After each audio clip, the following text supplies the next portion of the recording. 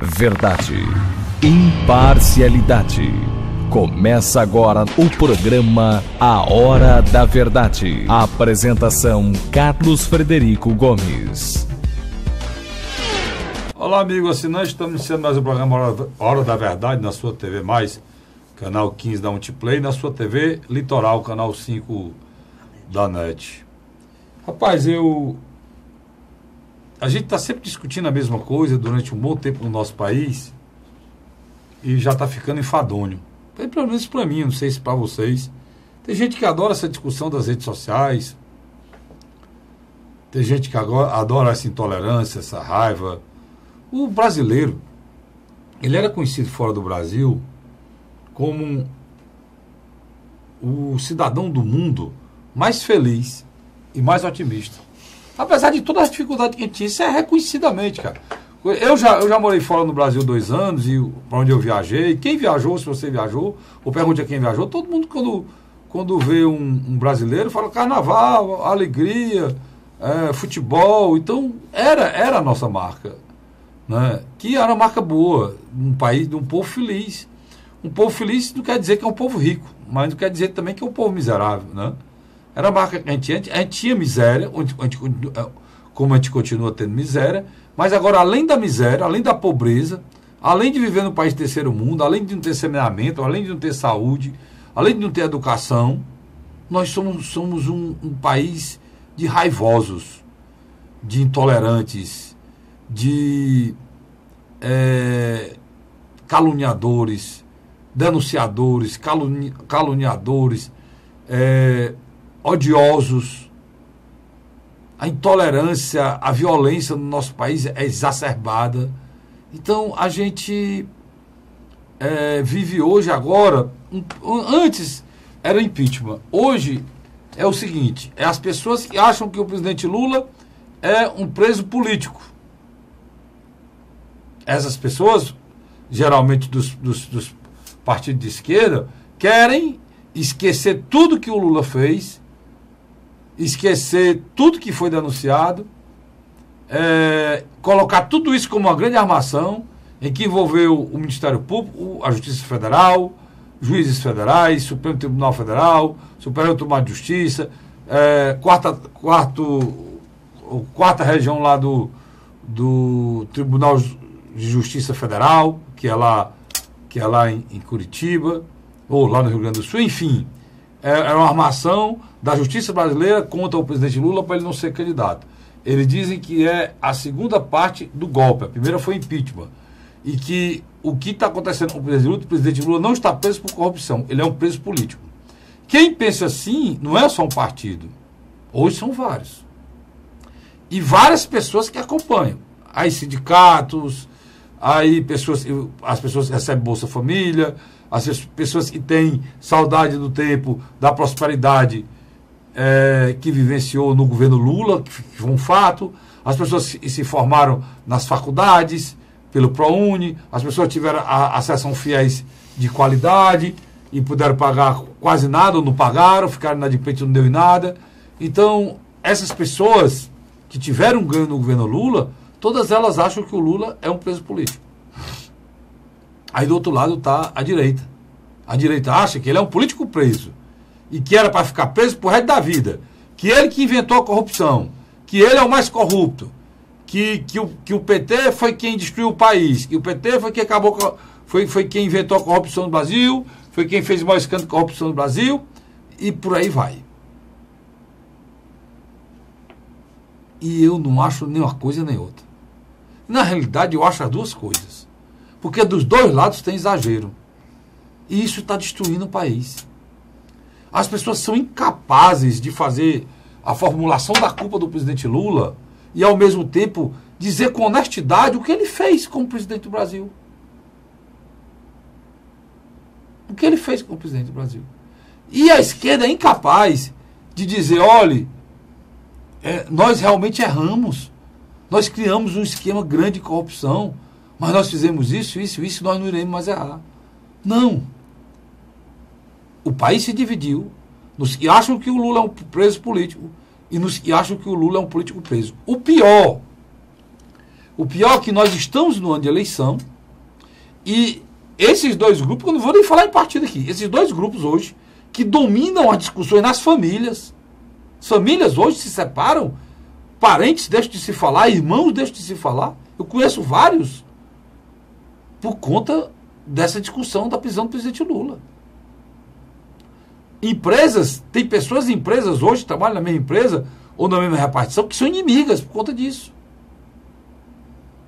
Essa discussão, se você assistiu uma sessão da Câmara Federal, é a mesma coisa. É a Jandira Fegali dizendo, não, nós não vamos votar nada não, porque o Lula é um preso político, não fale aqui mal dele não, o Lula não é um... A outro disse, que preso político? O Lula é um político preso. Isso lá na Câmara. Você vai para o Senado, é a mesma coisa. Lá está a Gleice Hoffmann dizendo que é o golpe do golpe, que o Lula é o preso político, que tudo foi armação, e a Gazotinha a mesma coisa. Aí vem o pessoal do PSDB e diz ao contrário. E aí eu não vejo... Eu acho que esse filme é entre anjos e demônios. E aí não dá. Eu vejo muito demônio. Eu não vejo anjo nesse filme. E o pior é que nós estamos num ano de eleição que a plataforma eleitoral desses caras, sabe qual é? É essa polarização. Eles querem que isso continue.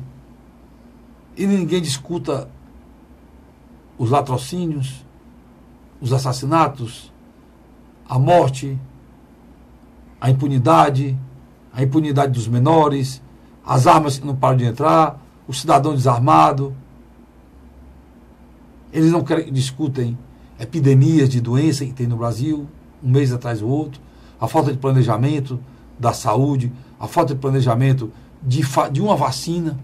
A vacina do H1N1 chegou em Fortaleza, vindo do governo federal, no dia 23. Já havia acontecido 4 mortes. Foi assim aqui? Foi não. Foi em Goiás também. Foi assim em Goiás? Foi não. Foi no Rio Grande do Sul também.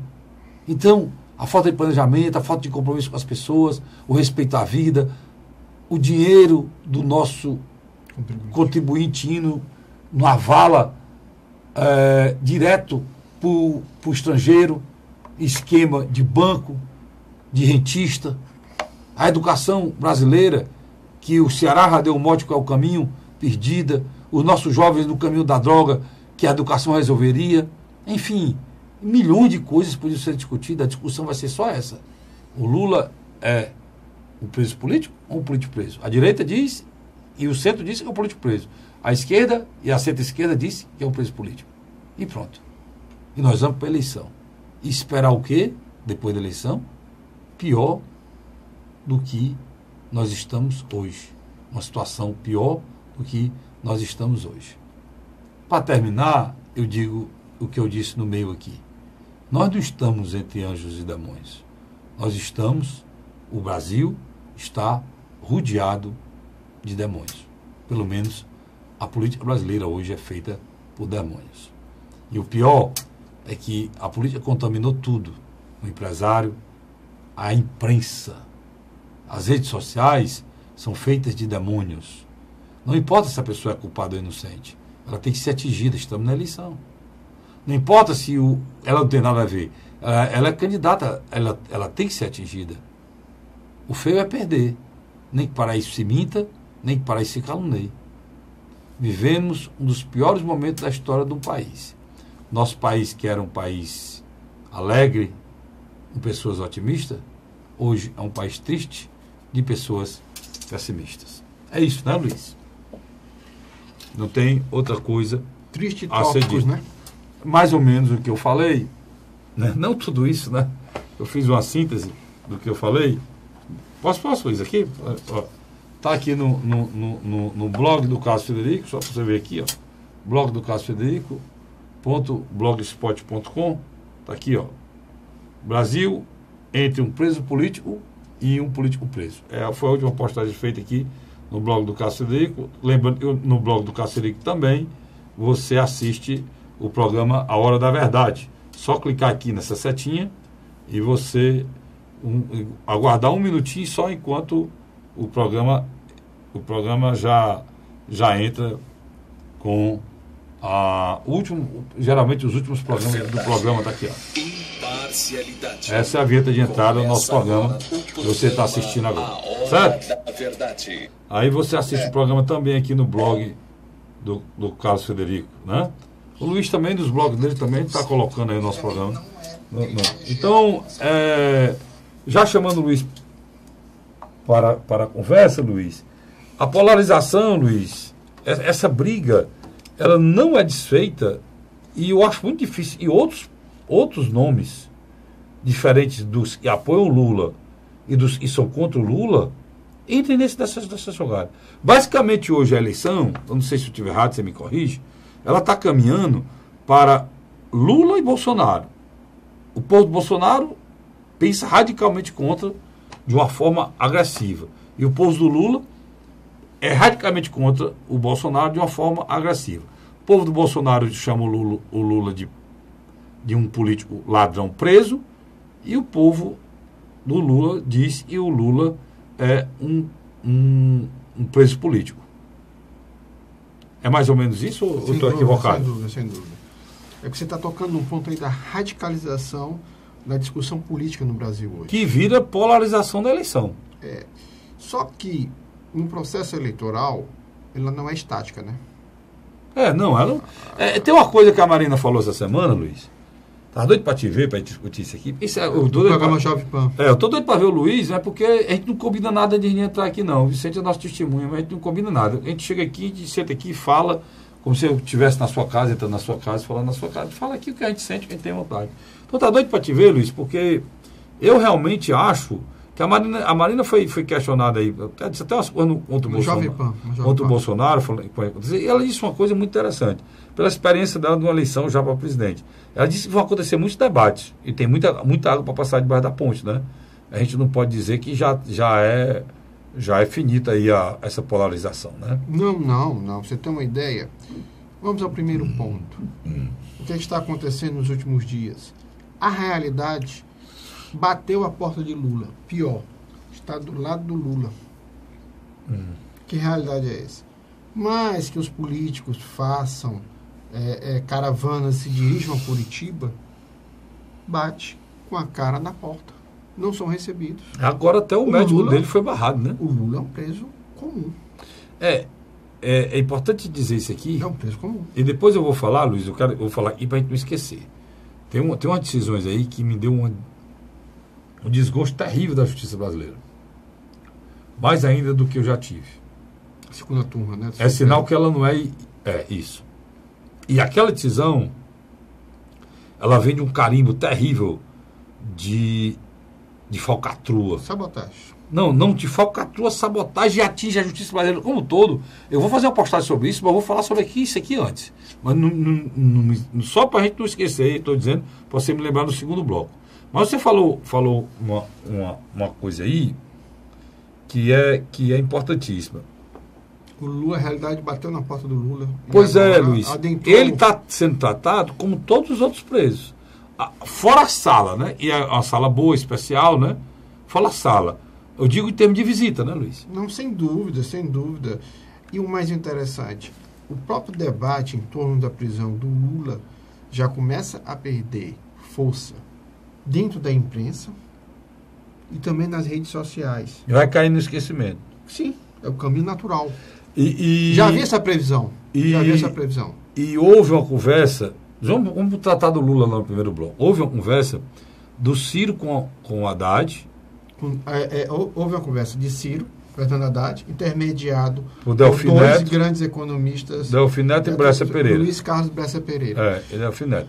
Mas depois o Haddad negou, teve coragem de negar isso. Não, o Haddad não negou. E o PT saiu com uma nota oficial dizendo que a candidatura do Lula, ninguém abria mão. O Haddad não negou encontro. O Haddad negou que havia ali um imbróglio de uma aliança entre Ciro e o próprio, na qual ele seria o vice. O próprio Ciro também, depois foi na imprensa, também fez a mesma colocação, que houve um bate-papo. Na grande realidade, o que está acontecendo? Uma ala liderada por Fernando Haddad, principalmente dos intelectuais petistas e lulistas, estão querendo se deslocar da direção nacional do partido. Da Gleisi Hoffmann. E do Lindenberg Farias, entre outros, Humberto Costa, que estão num mundo de Alice, de fantasia. A tentativa de criar o mantra eleição sem Lula é golpe, isso não vai para canto nenhum. O calendário eleitoral está correndo. Mas tá porque, correndo. Luiz, eles têm outra concepção. Nós já falamos aqui que é diferente da concepção dessa outra turma. Você coloca aí que o calendário está correndo, eles não têm nome e vão ficar fora da eleição e do poder. É isso que pensa o Haddad. Né? O Haddad, e vão ficar fora e vão tirar qualquer perspectiva de qualquer eleição nos governos estaduais. Mas tem outra turma do PT que acha que o caminho é manter a eleição do Lula até o dia 14 de setembro. E lá fazer a troca por um candidato. E eles disseram. Que é o vice. Que seria o vice. Que automaticamente assumiria a chapa. Arredaria os votos. É. Só que o que está acontecendo? O processo nesse caso, o Brasil ficaria sem vice? Não, nesse caso, se fosse eleito, eles colocariam outro vice também na chapa, né? Exatamente. Teriam que reformar a chapa majoritária. Mas a grande verdade é que o presidenciável Ciro Gomes e o ex-prefeito Fernando Haddad, eles estão tentando construir pelo menos um núcleo de discussão. Por que isso, cara, Frederico? Nessa semana, houve uma coisa que me chamou a atenção. O presidente Michel Temer já mandou recado ao Alckmin. Eu lhe apoio. Ao Geraldo Alckmin, candidato do PSDB. Se você defender as bandeiras das reformas que nós fizemos no governo, o que houve de bem feito na área econômica, nós iremos lhe apoiar. Por que isso? Nós conhecemos Michel Temer. Michel Temer pode fazer o vestibular 1000 vezes para burro e não passa. Michel Temer conhece como usar a máquina. Ele não vai dar um José Sarney em 1989, quando era presidente, na qual o Ulisses Guimarães não quis o apoio dele, não quis o apoio da máquina, e ele teve que ficar distante. Michel Temer, junto com Geraldo Alckmin, junto com DEM, PP, PSDB, PR, PTB e outros partidos, sabe que vão ter mais de 50% do tempo de televisão. Imagina aí o fundo partidário. Se isso for verdade. O fundo partidário que eles vão controlar. Se isso for verdade, a candidatura do ministro do Geraldo Alckmin. Não, do Meirelles está fora de cogitação. Não que o Alckmin esteja bem. Aí que está o cheiro. Mas é porque dos que tem lá do lado deles é o que está melhor. Menos ruim. Menos ruim. Falar, a expressão correta é essa, menos ruim. Do outro lado, você tem o Ciro e o Haddad que identificaram esse movimento. Querendo ou não, eles não vão ficar refém de uma loucura que hoje está em torno da prisão lá na Polícia Federal de Lula. Eles vão ficar naquela loucura. Eles têm que organizar e tentar juntar uma frente progressista, uma frente de esquerda, para tentar ir ao segundo turno. Do outro lado, a pesquisa do dia 14 e 15 de abril do Datafolha, a pesquisa do Datapoder no dia 22 e a pesquisa do Ibope, feita pela Bandeirantes no dia 24, só em São Paulo, que as outras duas foram nacional, demonstrou que há um novo ator em campo. Quem é esse novo ator? Bolsonaro. Não. É o Barbosa.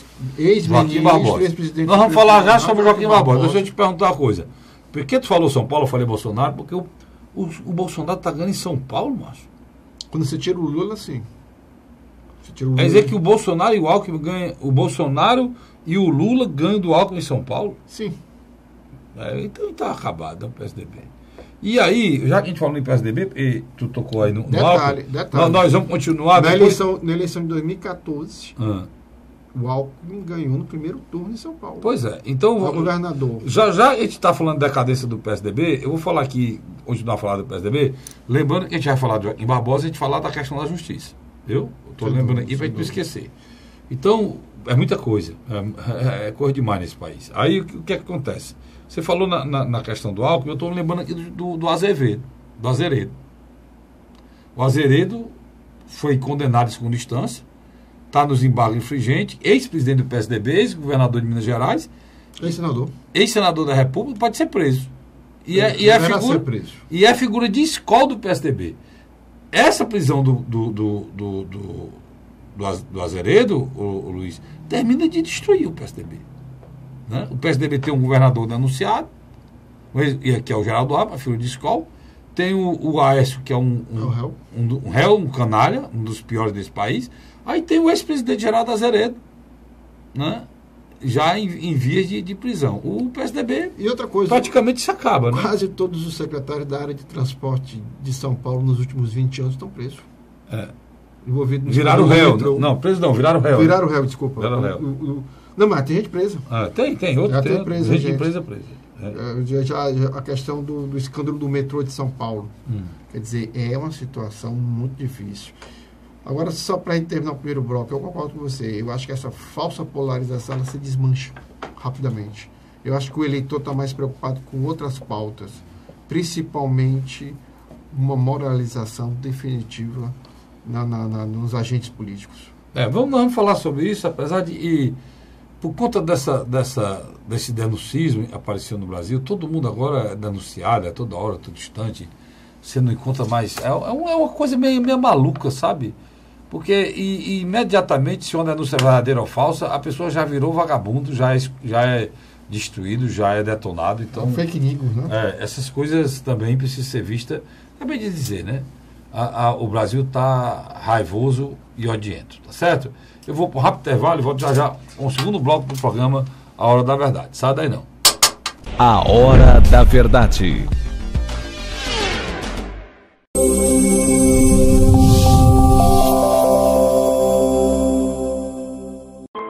A Assembleia Legislativa começou a campanha Ceará Sem Drogas. A discussão vai ser levada para todo o Estado, prevenindo a população e buscando soluções para resolver o problema.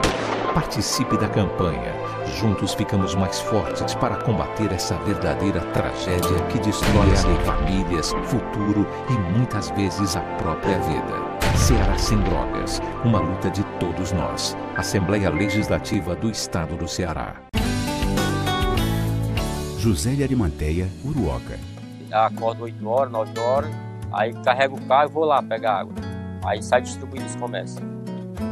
Estrada dessa, faz gosto de você andar. Você não gasta pneu, tem economia no bolso e anda rápido. Sertanejo pega uma estrada boa, fica feliz, fica contente. Assim como o trecho que liga Uruoca a Martinópole, o governo do Ceará está fazendo mais de 1.000 quilômetros de estradas mais importantes da vida de muita gente. Governo do Ceará.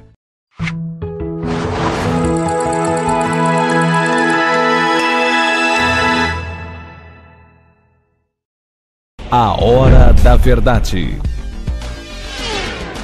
Estamos de volta com o programa Hora da Verdade na sua TV+, canal 15 da Multiplay, na sua TV Litoral, canal 5 da NET. Olha, a gente não deixou o Luiz Stota, ele fica muito deprimido aqui, mas paradão deprimido, mas no bloco anterior, a gente deixou aqui para falar do Joaquim Barbosa. Tem coisa nesse país e tudo vira piada, né? E o Ciro Gomes se encontrou com o Delfim Neto, com o Bressa Pereira, como a gente já falou aqui, e o Haddad. Na discussão da candidatura do Joaquim Barbosa, teve uma piadinha racista, não foi, Luiz? Teve. Do Delfim Neto, foi? Teve. Do jeito que está a intolerância no Brasil, isso aí não é politicamente correto, é? Hoje em dia, mas não, né? Hoje em dia... Mas nós estamos detonando tudo isso, né? O Delfim Neto disse o seguinte, vai ser a eleição que nós teremos menos voto em branco. Ou seja, as pessoas irão votar mais no negro, no preto, do que no branco. Vamos tentar compreender. Então ele disse o seguinte, será a eleição, o senhor Delfim Neto disse na conversa, que nós teremos menos voto em branco. Você se lembra logo do voto em branco, né? Que é o voto em branco, que você vota em branco quando você não gosta de ninguém, mas ele está falando em voto, nós teremos menos voto em candidatos brancos. É o que ele quis dizer, um trocadilho do senhor Delfim Neto. De mau gosto, por sinal. Eu estou registrando tudo aqui, tudo que eu leio eu registro. Agora, o Joaquim Barbosa foi-se embora, depois do mensalão. Joaquim Barbosa, vamos só lembrar a memória aqui. Trajetória dele. Presidiu o Supremo Tribunal Federal no momento em que explodiu o mensalão. Ele foi relator. Ele era relator, logo depois virou presidente. E como presidente, ele transformou o Supremo Tribunal Federal, que é um tribunal que não julga nada, para você ter ideia, Tem 2 anos e 79 nomes foram denunciados ao Supremo Tribunal Federal. O Supremo Tribunal Federal, depois de 2 anos, marcou para o dia 15 de maio agora. 15 de maio, estou com memória boa. O julgamento do primeiro deputado. 2 anos depois. Se são 79, você imagine o último. Vai ser julgado quando? Quando prescrever, né? Para vocês terem ideia, né? Joaquim Barbosa inverteu a pauta. O que foi que aconteceu? Para vocês entenderem um pouco a historinha da denúncia no Brasil. Foi o que aconteceu. Em vez de ser bom, naquele tempo, ter o fórum privilegiado, foi ruim. Por quê? Porque o Supremo Tribunal Federal é o quê? É a 4ª instância. Só o Brasil tem 4 instâncias. É a última. Depois dela, você pode apelar para Deus ou para o Papa. Não tem mais não tem apelação mais para canto nenhum. Por isso é que o Mensalão prendeu várias pessoas. Marcos Valério, aquela senhora do banco, Zé Disseu, o denunciante, Luiz, do PTB. O Roberto Jefferson. Roberto Jefferson. O presidente do PP, presidente do PP na época. Do PR. Valdemar Costa Neto, aquele presidente do PP que eu me esqueci o nome. Então, vários foram presos. Por que foram presos? Porque não tinham tempo. Teve um que estava com a prisão decretada. Foi o que ele fez? Renunciou o mandato. Aí o processo dele foi para onde? Para a primeira instância. Eduardo Azeredo desceu para a primeira instância. É o que eu falei do PSDB que está sendo julgado agora, que foi julgado na primeira instância. Todos foram presos e ele não foi. Porque ele renunciou o mandato, saiu da mão do Joaquim Barbosa, desceu para a primeira instância em Minas Gerais e o processo dele começou. Mas já está chegando na segunda instância para ser preso. Então, eu estou dizendo tudo isso para você entender. Joaquim Barbosa foi protagonista desse processo, né, Luiz? Por esse protagonismo, botar pela primeira vez na história do Brasil político corrupto na cadeia, o nome dele foi lembrado novamente para ser candidato a presidente. Já foi lembrado há 4 anos atrás. Só que ele, de uma forma inusitada, tinha mais 8 anos, se eu não me engano, de Supremo Tribunal Federal. Renunciou esses 8 anos, se aposentou e foi morar em Miami, cara. Dizem que com medo. Ninguém sabe se é verdade. Agora ele está voltando e querendo ser candidato a presidente. E aí, Luiz? Errei alguma coisa aí? Não. Tudo aí se eu estiver errado, pode dizer. Tudo que você falou aí, eu concordo. Quando Ciro, Fernando Haddad se encontram no escritório do Delfim Neto com outra figura imponente como Luiz Carlos Bessa Pereira, deixa eu fazer uma explicação bem rápida. Uma figura como Delfim Neto tem um catálogo de clientes que vai do Itaú ao Bradesco e a outras instituições financeiras e até mesmo canais de televisão. O que eu quero dizer? Nessa reunião, provavelmente, eles estavam com pesquisa qualitativa e quantitativa. Inclusive, na discussão, ele levaram a discussão o seguinte: será que ele será candidato? Aí o Ciro disse o seguinte: ele será candidato quando ele vê que tem chance. Na hora que ele vê que tem chance, não, ele diz ele não sabe se é candidato e a família não aceita. A família vai aceitar quando ele vê que tiver chance. Se não tiver chance, não tem família nenhuma, não. Ele será candidato, o Ciro disse, né? Joaquim Barbosa, muito habilmente, se filiou no dia 6 de abril. No último dia. A Folha de São Paulo jogou o nome dele na pesquisa, Datafolha.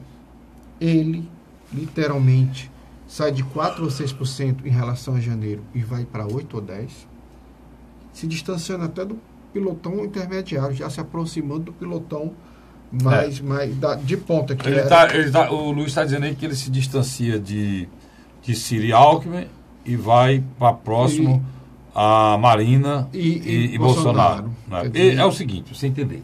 Lula continua na ponta, perdeu 7 pontos, continua na ponta. Bolsonaro é o segundo, depois é a Marina, aí vinha Ciro e Alckmin. Agora o Joaquim Barbosa botou Ciro e Alckmin para baixo e ficou mais próximo da Marina. Então o que acontece? Quando o Data Poder, no dia 22, faz uma pesquisa na qual ele só faz uma das estimuladas com o nome do Lula, o restante sem o Lula, o Joaquim Barbosa literalmente vai para a segunda colocação. o menino fica na casa dos 18%, 19%. O Jair Messias Bolsonaro ele fica com 16%. Os restantes vêm com 15%, 14%, 13%. Quer dizer, você nota que, Joaquim, na minha avaliação, uma candidatura que vem cair nos braços da classe média tradicional brasileira, que não quer mais votar no PT há muitos anos, não deseja mais agora... Nem PSDB. Não, ele não vai votar mais no PSDB para se contrapor ao PT. Então, Luiz, se a gente for ver mesmo, quem sofreu mais com essa pré-candidatura, quem foi mais atingido... Foi o PSDB. Foi o PSDB, mas também o Ciro, né? O problema do Ciro, que a estratégia do Ciro não é errada, ela está correta. Ele acha que se construir uma frente... ele quer subir lá para a esquerda. Partido da esquerda. E o Lula o apoiar, ele vai ter tanto um eleitorado nas camadas mais pobres do Brasil, como também nos setores das classes médias, porque o Ciro é bem quisto. O Ciro não é visto como um cara radical. O Ciro é um cara que teria condições de dialogar com o mercado financeiro, sabe? Eu acho que ele faria uma boa transição. Nós precisamos sair dessa crise política. Do outro lado, o que está atrapalhando agora o Ciro? É porque a figura do Joaquim Barbosa, ele vem cortando, ele vem crescendo a tal ponto que ele já começa a ameaçar o outrora candidato que já estava garantido no primeiro turno, Jair Messias Bolsonaro. Por quê? Porque dentro dos eleitores do Jair Messias Bolsonaro tem um eleitor de um perfil moderado, que está um pouco cansado com esses rompantes da família, do próprio Jair Bolsonaro e da família dele. E o Joaquim Barbosa, se ele souber entender a gravidade e o medo da população brasileira em relação à insegurança e conseguir, como ele como juiz, né? Ele como juiz a vida toda e foi, ele tem toda a credibilidade por entender muito bem sobre a justiça brasileira para prometer um Estado mais justo, Luiz. Sem dúvida. Agora precisa ter marqueteiro. Se quiser me chamar, Joaquim, eu estou aqui, né? Porque você tem todas as características muito mais aceitáveis do que o próprio Bolsonaro de prometer isso. O Bolsonaro, como militar, não tem... militar, disciplina, suposta honestidade, né? Tudo bem. Agora o Joaquim, juiz de carreira...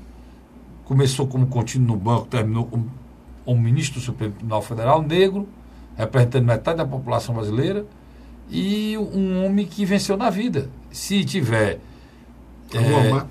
se tiver, Luiz, a capacidade, aí que eu não sei, de entender a tragédia da insegurança e do medo que vive a população brasileira, porque ele tem todas as condições já... saindo da candidatura, já o colocando como presidente, de liderar um processo no Brasil,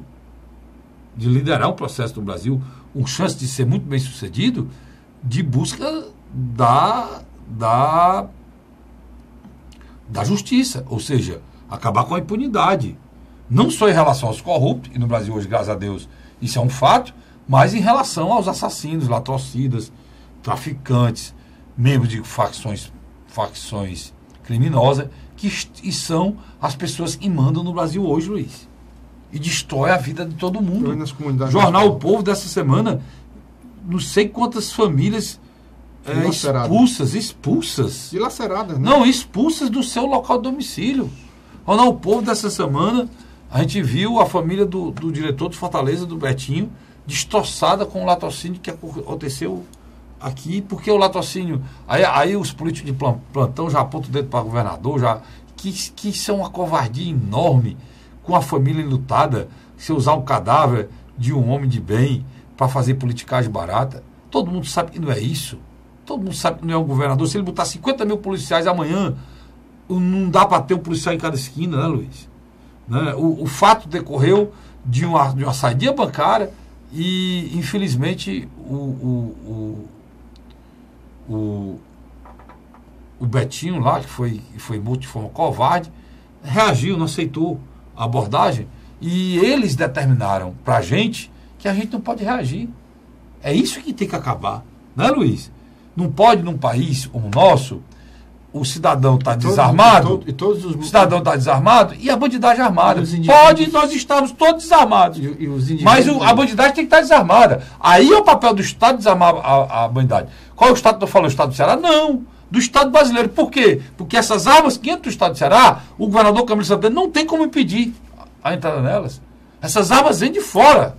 A droga que está no Estado do Ceará, que financia o tráfico, que financia toda essa esculhambação, esses caras, muitas vezes eles assaltam com arma alugada e com a determinação de pegar o dinheiro para pagar a droga que eles usam.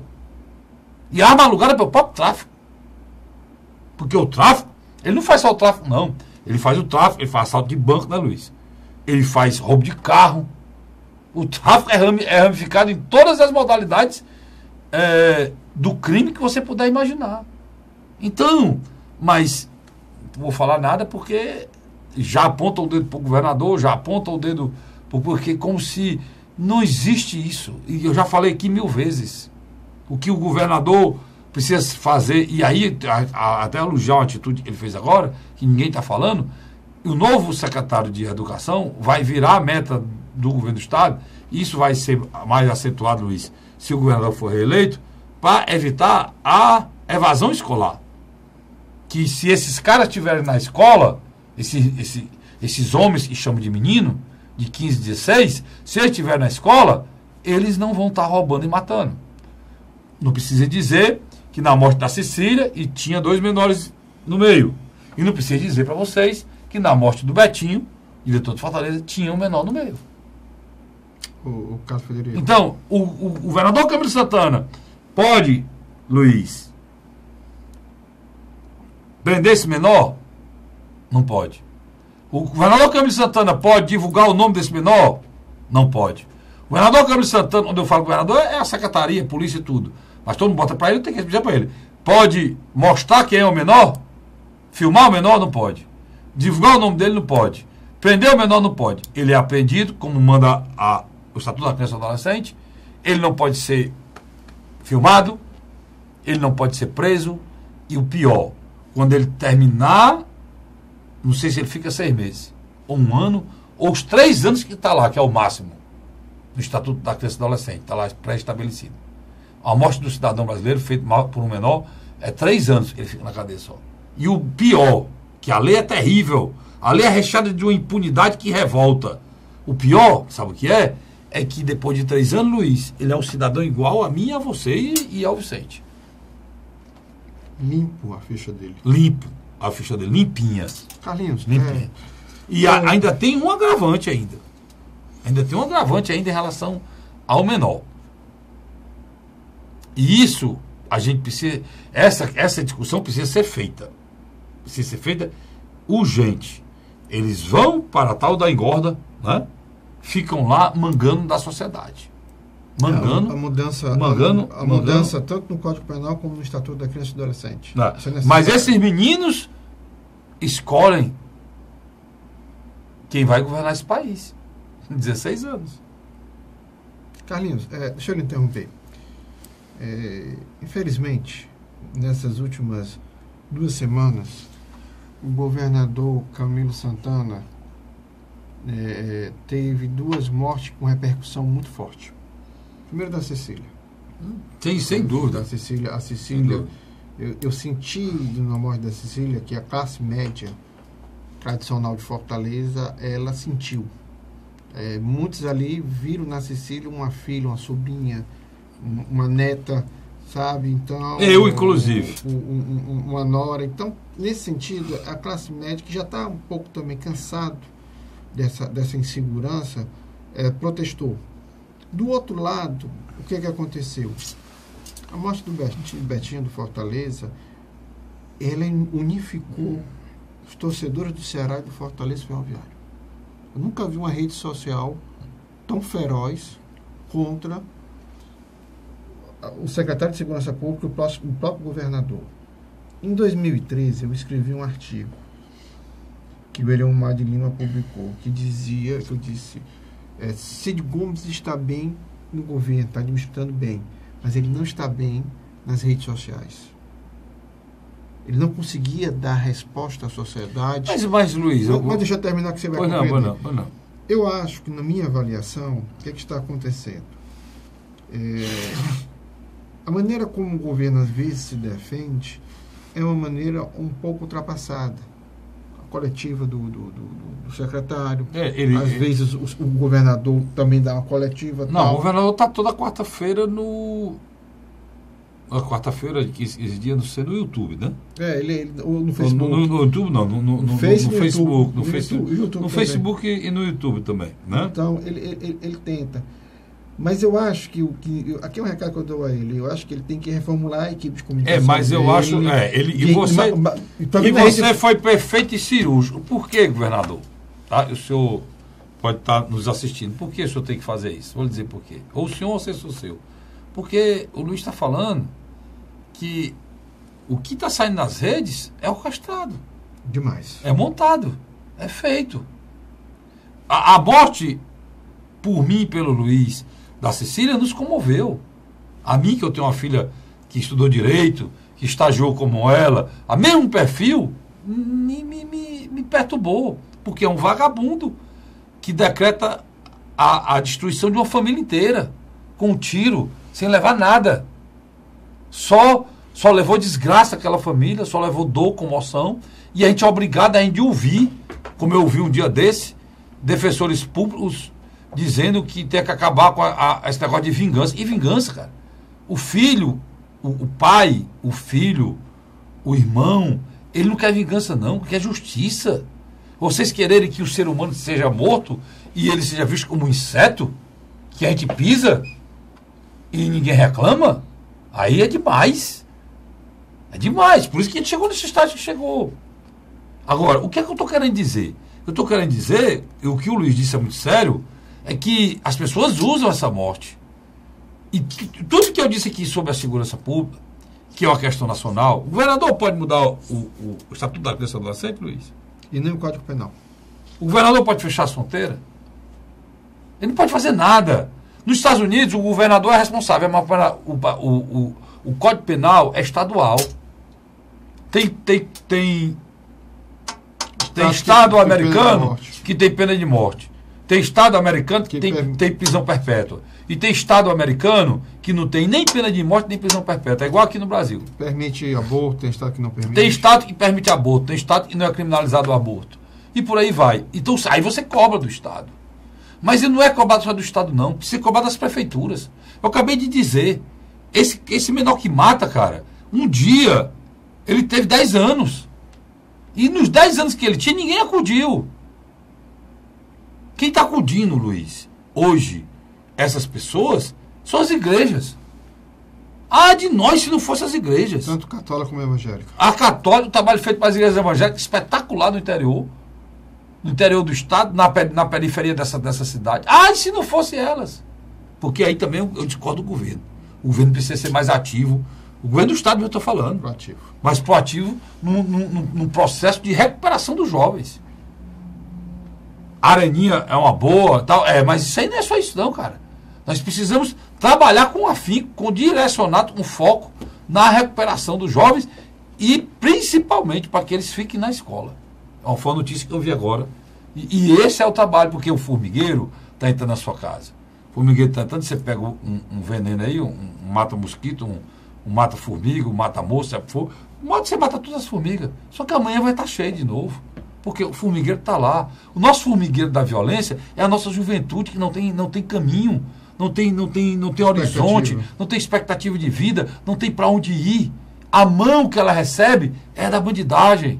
É a mão que permite que ele pense que ele vai deixar de ser um cara fracassado. De hora para outra vai ter um celular de marca. De hora para outra ele vai andar no carro. De hora para outra as pessoas vão temê-lo pelo que ele virou. E num país em que o capitalismo é exagerado, exacerbado, em que o ter tem muito mais valor do que o ser, em que a ostentação é um mantra, é uma seita, esses jovens estão sujeitos a tudo isso. Então, é só parar para pensar. Agora, nós temos o direito de parar para pensar como uns politizados, de não sermos massa de manobra de vagabundos que vivem a tirar proveito político da desgraça alheia. Tá certo? Eu vou para o rápido intervalo e volto já já. A Hora da Verdade.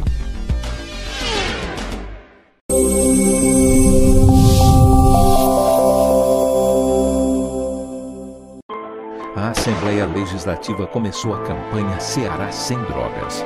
A discussão vai ser levada para todo o estado, prevenindo a população e buscando soluções para resolver o problema. Participe da campanha. Juntos ficamos mais fortes para combater essa verdadeira tragédia que destrói famílias, futuro e muitas vezes a própria vida. Ceará Sem Drogas, uma luta de todos nós. Assembleia Legislativa do Estado do Ceará. José de Arimanteia, Uruoca. Acordo 8 horas, 9 horas, aí carrego o carro e vou lá pegar água. Aí sai distribuindo os comércios. Estrada dessa, para gosto de você andar, Você não gasta pneu, tem economia no bolso e anda rápido. Sertanejo pega uma estrada boa, fica feliz, fica contente. Assim como o trecho que liga Uruoca a Martinópole, o governo do Ceará está fazendo mais de 1.000 quilômetros de estradas mais importantes da vida de muita gente. Governo do Ceará.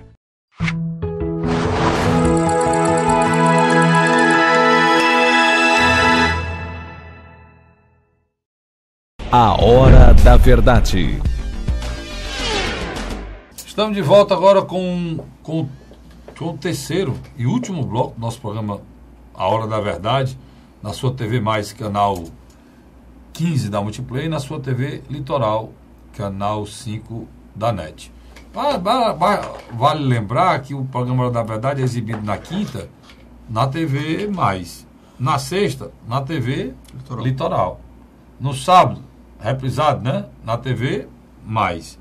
No domingo, na TV Litoral. Todos esses dias são às 21 horas, tá certo?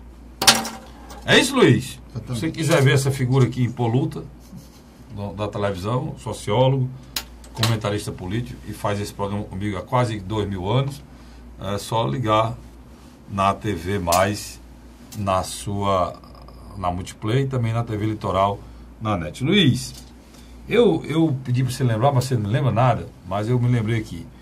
Cara, essa história da segunda turma lá do Supremo Tribunal Federal. Toffoli. Lewandowski e Gilmar Mendes. Sabe o que eles decidiram? Você tem ideia do que é que está acontecendo? Aí do outro lado tem quem? Fachin e Marco Aurélio.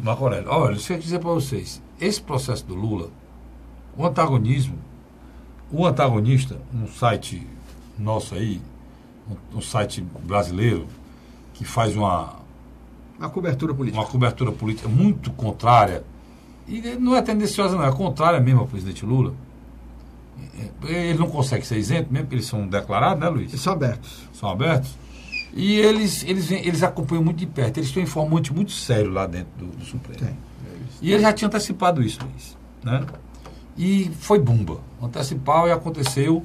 A segunda turma decidiu o seguinte: os processos que estão com o Moro, da Odebrecht, em relação ao sítio lá do Atibaia, e em relação à sede do Instituto Lula, todos dois, o da sede do Instituto Lula, o presidente Lula estava praticamente já condenado.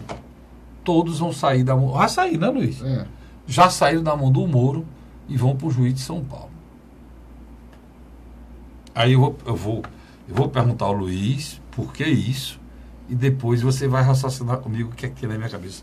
Por que, Luiz, estão tirando da mão do Moro para ir para o juiz de São Paulo? Enquanto você fala aí, tá aqui o site de antagonista, você procura a matéria. O que é que acontece?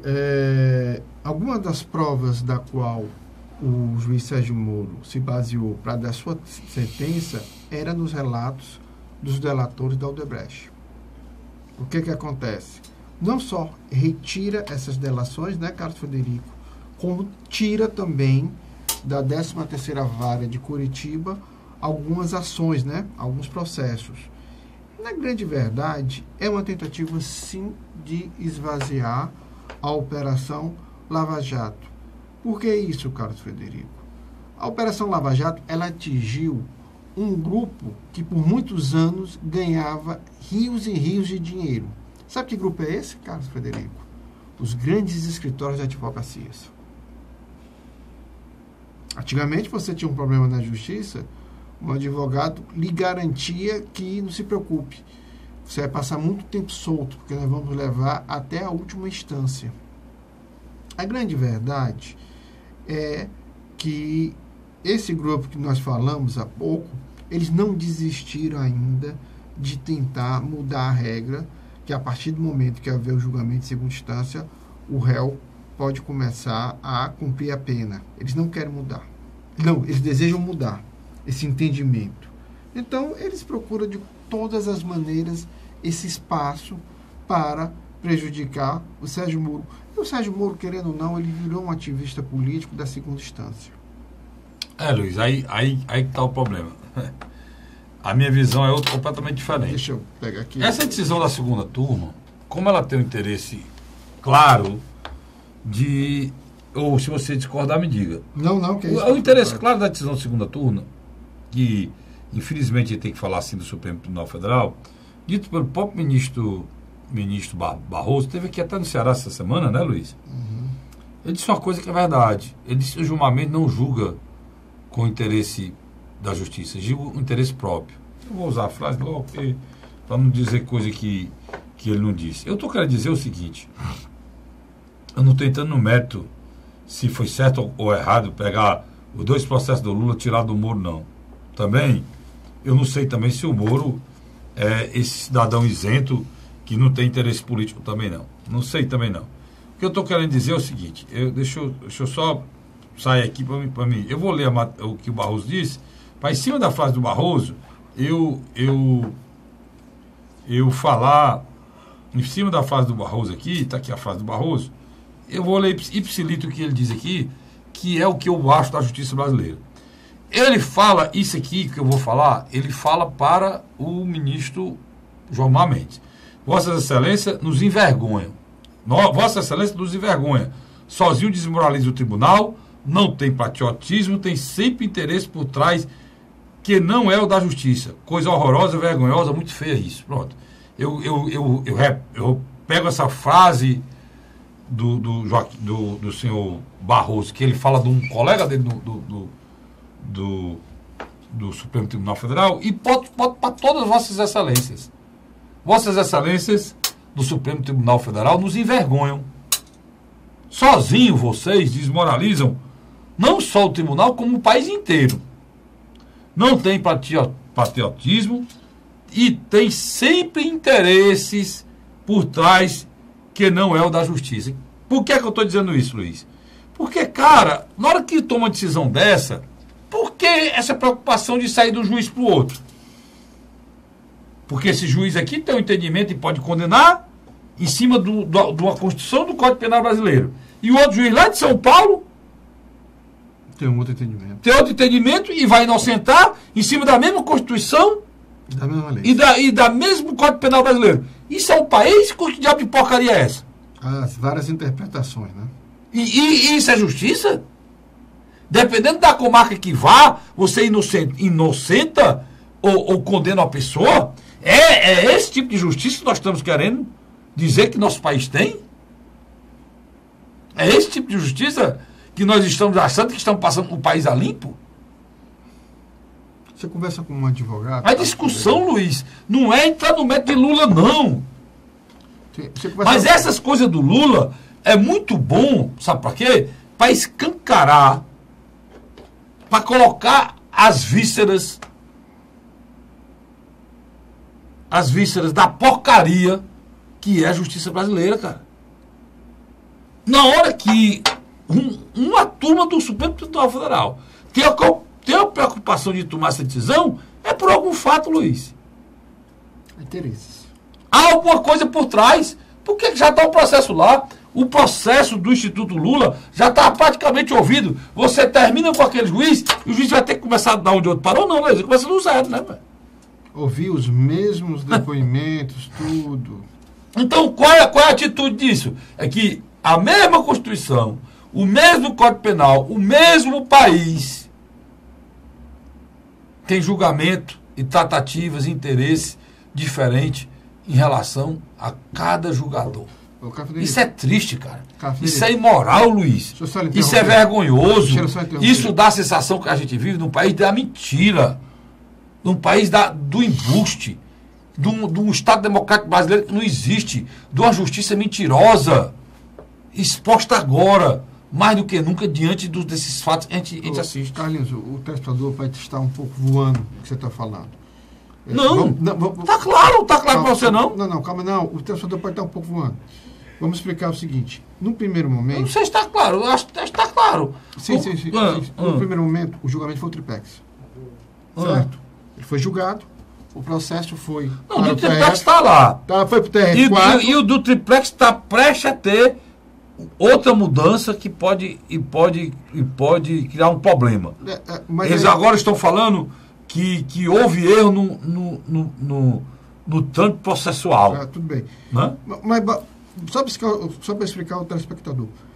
O juiz Sérgio Moro já estava terminando o do Instituto Lula. Ele já ia fazer... E já estava avançado a do Atibaia. Mas o que é que acontece? Ele já ia dar a sentença, ia para o TRF4. E ia ser outra condenação para se somar a que já existe ao Lula. E iria botar uma pá de cal na possibilidade do Lula ser solto. É isso que você quer dizer, né? Também. Pronto. Aí o que é que acontece? Como é que a gente acaba isso? Como é que a gente agrada? Como é que a gente resolve o problema? A gente simplesmente sai, tira do juiz e bota para outro. E não foi num plenário a discussão. E qual é disso? Não foi no plenário, mas foi numa turma, envolvendo 5 juízes. E 3 votaram a favor e 2 contra. E o pior dessa história, se tira de uma turma e bota para outra, dizendo o quê? O interesse de cada juiz, cara. Ou dos seus lobbies. O juiz julga do acordo da maneira que ele quer. Pode a justiça brasileira. Como é que a gente quer um país, um Estado democrático de direito, de um país em que cada juiz, cada cabeça é uma sentença, cada juiz julga do jeito que ele quer? Tu pensa que é assim no mundo todo, Luiz? Eu não sou jurista, não. Mas não é assim no mundo todo, não, cara. Essa tal dessa hermenêutica, que é o embasamento para tomar essas decisões do juiz, não é assim no mundo todo, não. O Brasil é uma mistura do direito romano com o direito anglo-saxão e ninguém sabe. Olha, nos Estados Unidos, um juiz condenando, não tem nenhum juiz no país que toma a decisão de inocentar, não.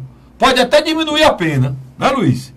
Pode até aumentar a pena. Mas inocentar como no Brasil, olha, aqui no Brasil, um juiz condena de manhã, inocenta à tarde. O mesmo juiz, Luiz, tá visto aí o que aconteceu no Tribunal de Justiça do Estado de Ceará com a venda de sentença. Né? Que é a grande maioria. Mas essas coisas não são discutidas com a seriedade necessária. Não são discutidas. Elas são discutidas sempre com interesse político, partidário, que não aguento mais. E eu acho que ninguém aguenta mais, né, Luiz? Nenhum. Por exemplo, eu vou ser sincero para vocês, eu não consigo entrar. Eu faço parte do blog do Radialista, o blog do Luiz, eu faço parte. Você me vê na discussão, eu não entro porque eu não sou imbecil, cara. O que eu quero para a minha vida, para o meu país, para a minha história é outra coisa, além de interesse pessoal, político, partidário, momentâneo. Eu quero viver num país melhor. Nós necessitamos viver num país melhor, Luiz. E do jeito que esse maniqueísmo vai, do jeito que vai esse Fla-Flu, né? Ah, se fosse Fla-Flu, você nem o que é isso aí, né? Do jeito que vai isso aí, Luiz, qual é a tua percepção, cara? Eu acredito que você botou bem classificado no primeiro bloco, no início. Eu acredito que cada vez mais começará a haver uma divisão dentro dos lares, dentro dos grupos sociais, em função da política. Porque e se você acha que chegar à política vão discutir os nossos problemas? Eu acredito que não. Com esse grau de acirramento vão discutir a questão da segurança, Luiz? Por exemplo, eu não tenho a menor dúvida que a segunda turma do Supremo Tribunal Federal só tinha um intuito de prejudicar o andamento do processo do Lava Jato. E o que é que vai acontecer? Vão tocar fogo no país, né? Porque, por exemplo, você tem hoje no Brasil um apoio maciço ao Sérgio Moro e à operação. Rapaz, Luiz, e o pior é que falam coisas, cara. Eu fico só zoiando, né? Como diz o Matuto. só zonhando essas coisas, lendo tudo, eu leio tudo, né? Posso lhe interromper? Eu falo de tudo, eu leio tudo. O Romero Jucá que tinha razão, né? Nós precisamos fazer algo antes que ele destrua a gente. Não, olhe, tem que se mudar a Constituição brasileira, tem que se mudar o Código Penal, tem que se mudar a Justiça brasileira, tem que se mudar tudo. Até a escolha dos membros do Supremo Tribunal Federal. Tudo, tem que se mudar tudo, tem que mudar o Supremo, tem que mudar a hermenêutica de julgamento desse juiz, que um juiz, como o juiz Sérgio Moro, consegue prender todo mundo. É a história, nenhum juiz conseguia prender ninguém. Eu não consigo entender. O que é a lei que o juiz Sérgio Moro tem, é diferente da lei que os outros têm? Você está entendendo? O Bolsonaro, cara, está dizendo umas coisas aí, Luiz, que se for verdade é imoralidade. Ele diz, olha, eu ganho eleição, mas tem que ter o voto impresso. Se não tiver o voto impresso, eu não ganho eleição. Ele está dizendo o quê? Que a gente é palhaço? Que as eleições são tudo fraudulentas? É isso que ele está dizendo, Luiz? É isso que ele quer dizer. E todo mundo está ouvindo calado? O Tribunal Superior Eleitoral não dá uma palavra. O senhor Fux é o presidente agora? É. Não dá uma palavra. Um cara candidato a presidente disse que as eleições no Brasil são fraudulentas e ninguém dá uma palavra. Não é isso não que ele disse? Ou eu estou enganado? Não, é isso mesmo. É isso mesmo. Ele disse que o grande problema é que as urnas eletrônicas do Brasil não têm segurança. Elas podem ser, sim, fraudadas. Não, ele fala que elas são fraudadas. São fraudadas. Inclusive, ele foi pra cima da Raquel Dodge, cara. Que eu acho que é um erro dele. Eu acho que ele foi pra cima da Raquel Dodge, criticou a Raquel Dodge e ela era a favor que a Justiça Eleitoral continuasse sendo fraudada e que ela era contra o voto impresso. Mas, Carlinhos, acho que a gente está acabou o tempo. Fale do seu programa na M Cidade. Pois é, você assiste o programa A Hora da Verdade, nasceu esse aqui dele, na Rádio Cidade AM 860, e de 9 às 10, todo dia, de segunda a sexta, na Rádio Cidade, que está cada dia melhor. O Grupo Cidade de Comunicação está fazendo um trabalho belíssimo, a Rádio Cidade cresce a todo momento, porque hoje a gente faz um trabalho muito forte de mídia, do grupo como todo, da Record, da Rádio Cidade, da FM Cidade, enfim, de mais 5 emissoras que tem no Grupo Cidade. Então, está lá todo dia de 9 a 10. Mas peço que você me leia no blog do casperico.blogspot.com, tá certo? Para que você acompanhar e também ver esse programa lá no próprio blog. Luiz, obrigado. Eu que lhe agradeço, cara, pela sua presença aqui mais uma vez. E a você, assinante, obrigado pelo carinho, obrigado pela audiência, e eu volto na próxima semana, se Deus quiser. Vou lá. Um abraço.